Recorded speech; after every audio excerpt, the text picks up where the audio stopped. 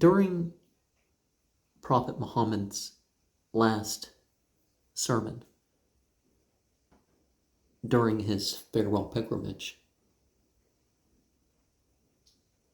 he announced that after he is gone, there will be two things left: Allah's book for this era, Al-Quran, and the second is explained in different ways. The Sunnah, which would be the way.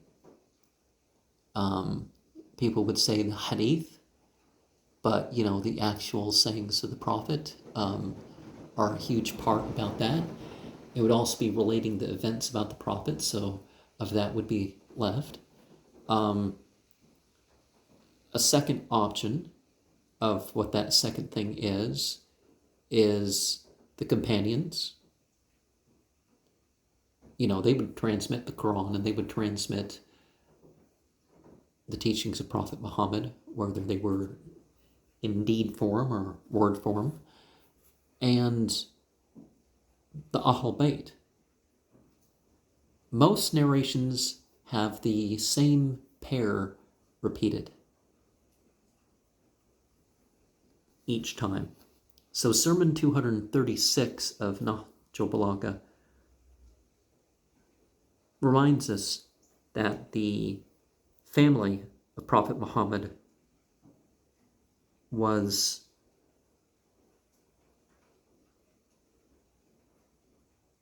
increasing the life of knowledge amongst the people and bringing death to the ignorance among the people. And the steadfastness amongst them shows how it's a thing of protection. Like there's talk about being part of Ahl Bayt as in being analogous to how Noah was saved in the ark. Because even the name Noah, doesn't it mean something along the lines of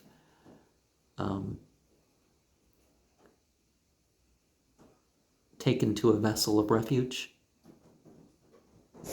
Nuh, as the Arabic term would be. Nuh, of course, being the Aramea. Ahl Bayt was to be careful. They don't merely take the opinions of others. They understood the religion directly. Excessive formality produces hardship. And in that sense, it becomes an evil.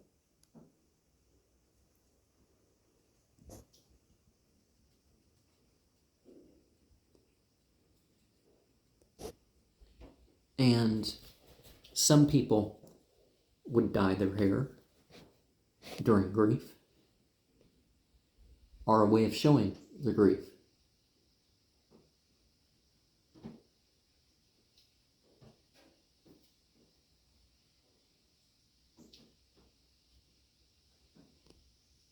And when we want something that changes the situation, what we want is that doesn't change it in a terrible way.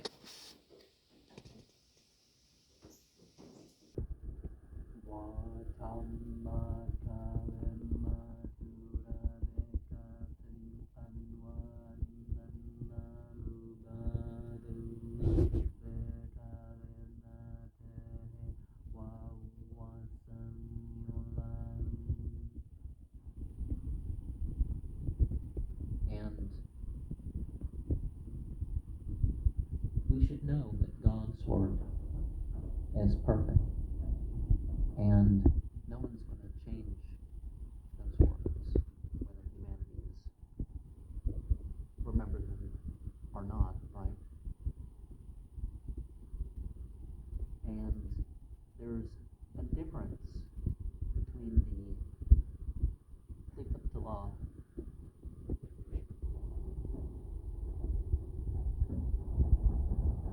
and just being successors.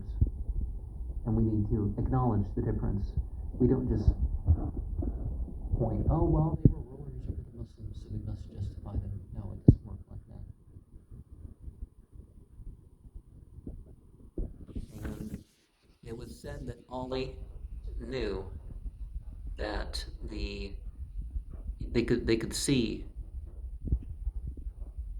that the role of Bani Umayyah was going to be limited.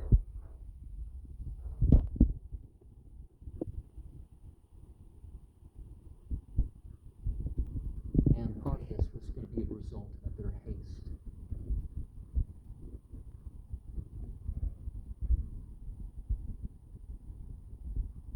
Now, some people, when they're brought into the alliance or Islamic empire, they maintain, their systems of honor because they haven't had them fought for that reason. So some of them would be joined with the rulership that they do have, all that sort of stuff.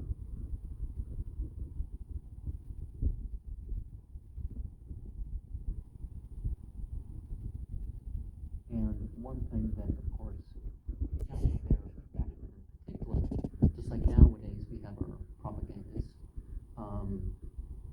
they tend to be more fluent with the combination of sounds and lights for their media than just being straight up poets, although there is the hiring.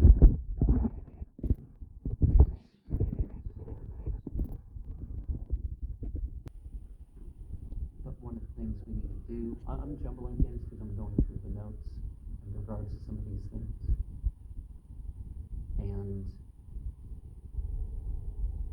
we need to remember that in physical terms,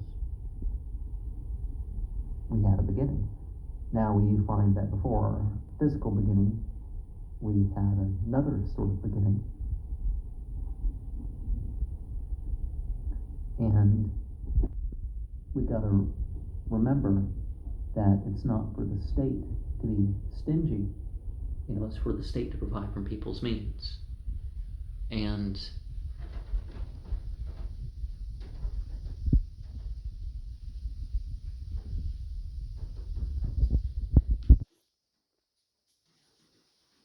well, some mountains are by themselves, so I guess comparing somebody to a mountain by himself, that makes enough sense.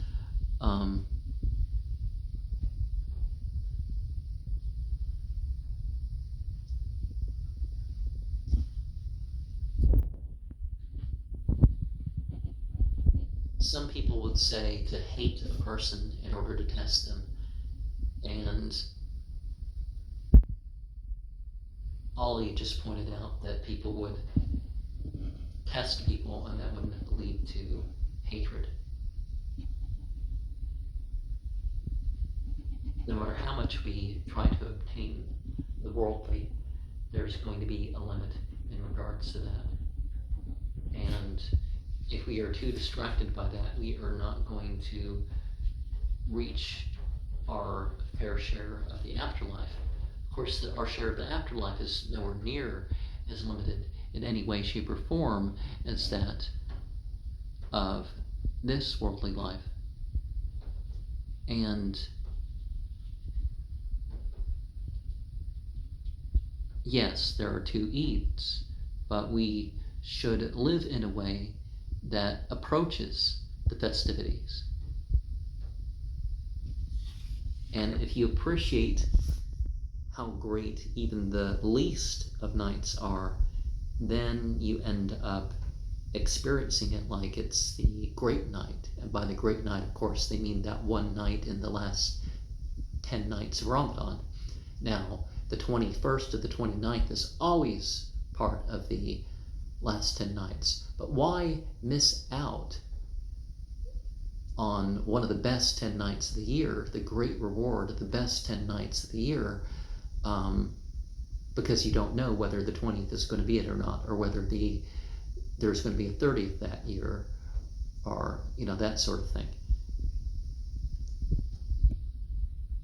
And let us not make remembrance of the sins that we took part in, and focus in what good we can be working our ways towards. And let's hope for the mercy of God. We can work on atoning for what we've done.